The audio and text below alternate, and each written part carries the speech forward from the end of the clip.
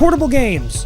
What are they? Well, I suspect you already know because I certainly do. That guy needs a haircut. My original video on the Switch is almost 2 years old now, and time moves by very fast. That's odd. Anyway, after establishing that only psychopaths play the PSP, I guess, I went on to suggest that the original Switch was a system that had some serious issues that needed improving without speculating on a console that didn't exist yet. Like, easy engagement bait. This actually proved to be a good decision because the Switch 2 went on to be but a fart in the wind for another year and a half until Nintendo decided to drop the most passive-aggressive trailer I've ever seen. I still loved it, of course, only changing my mind about its tone after reading the comments on YouTube because I'm just a sheep who wants to be popular. This was in January of 2025. It is now July of 2025, so where's the Switch 2? Well, it's right here. Duh. Get that in a shot. Get that in the frame. Let's get that. Zoom in on that. Yeah, I bought one. What of it? I said I wouldn't because of Nintendo's behavior, but like, check this out. Boom. Boom. Boom. Thankfully, I didn't make multiple videos mocking the system, promising I wouldn't buy one, and then going back on that promise the night of release, so clear on that front. I will say that the discourse surrounding the Switch 2, especially prior to release, was really interesting. A lot of people were, and still are, complaining of the increased console and game prices, which I will agree are pretty consumer unfriendly, especially considering Nintendo's profit margins. But on the other hand, you got a lot of people going, okay, but check this out. Boom.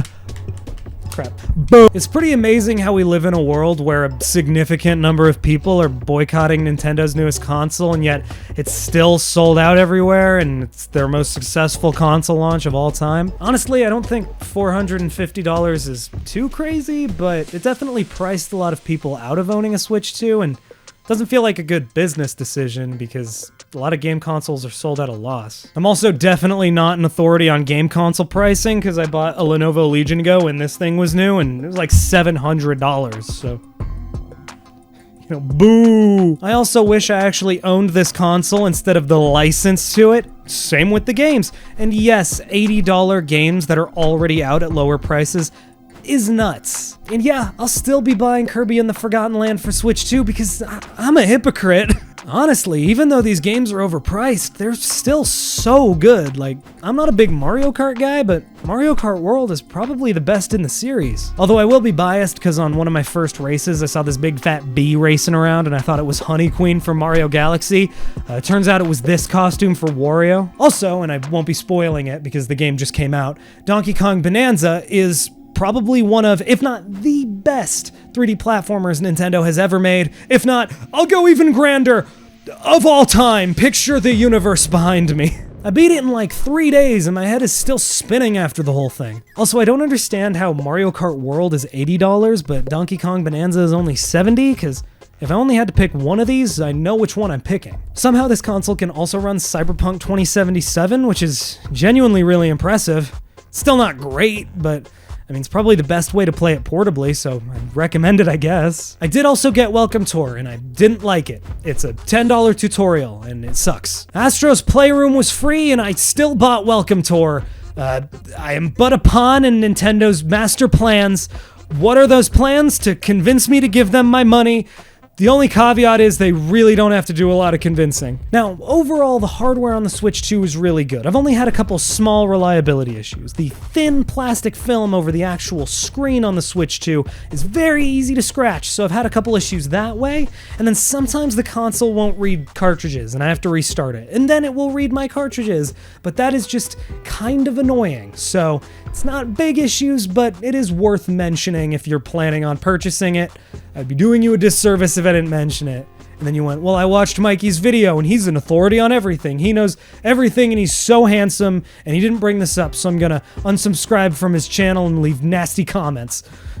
Please don't do that. Other than those small issues, this thing feels really good. It's got that premium but not too premium feel to it. I feel like I can ding it and kind of rough it up and it'll be fine. Although I still do try to treat it like my child. Although it is a fingerprint magnet, which is really annoying. Although I will say the Switch Lite does the premium but not too premium thing, I think, a lot better. It feels like a toy. Somehow it always has battery. I don't know how that works. And I feel like I could throw it at a wall and it would still work and I wouldn't even mind it that much. Also, the Switch 2 is big. Look at it compared to the Switch Lite. This is a noticeable difference. I will say what caused that size increase, being the improvements to performance, are really noticeable. Risk of Rain 2, for example, ran terribly on Switch 1. And now on Switch 2, it runs smooth as butter. My Switch 2 is like a Risk of Rain 2 machine, basically. I play it more than anything, except now that Donkey Kong Bonanza's out.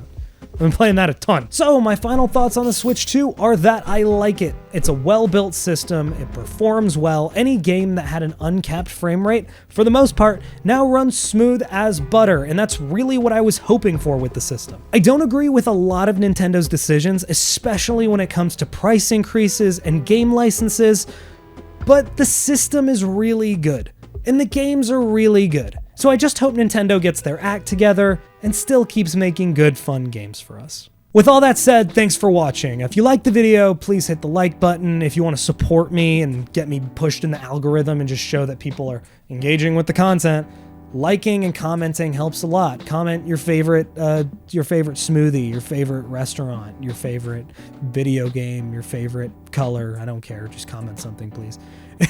And hit the bell for all future notifications. For any video that I put out in the future, you will get a little ding. And those dings get really annoying, but my dings are good dings, so get those dings, not the other dings.